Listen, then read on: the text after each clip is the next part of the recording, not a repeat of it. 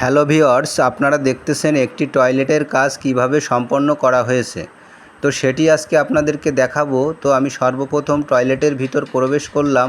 তো আমি এই কর্নার থেকে আপনাদেরকে দেখাবো যে একটি টয়লেটে কি কি কাজ করা হয়। তো সর্বপ্রথমে উপরের দিকে যে লাইনটি দেখতেছেন, শাওয়ার লাইনটি আমরা লাগিয়েছি। এটা হচ্ছে শাওয়ার লাইন অথবা ঝর্নার লাইন। নিচে একটি কনসেল স্টপ কপ, ঝর্নার চাবি শাওয়ারের লাইনের জন্য।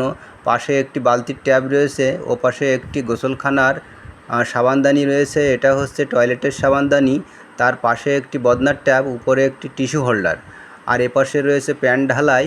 আপনার এই পাশের সাইডে এখানে একটা এক্সট্রা লাইন রাখা হয়েছে পরবর্তীতে কমোড লাইনের জন্য।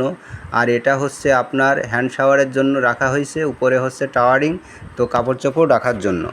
তো এটাই ছিল একটি ঠান্ডা পানির টয়লেটের কাজ। ভিডিওটি ভালো লাগলে অবশ্যই লাইক, কমেন্ট, শেয়ার করে পাশে থাকবেন। আল্লাহ হাফেজ।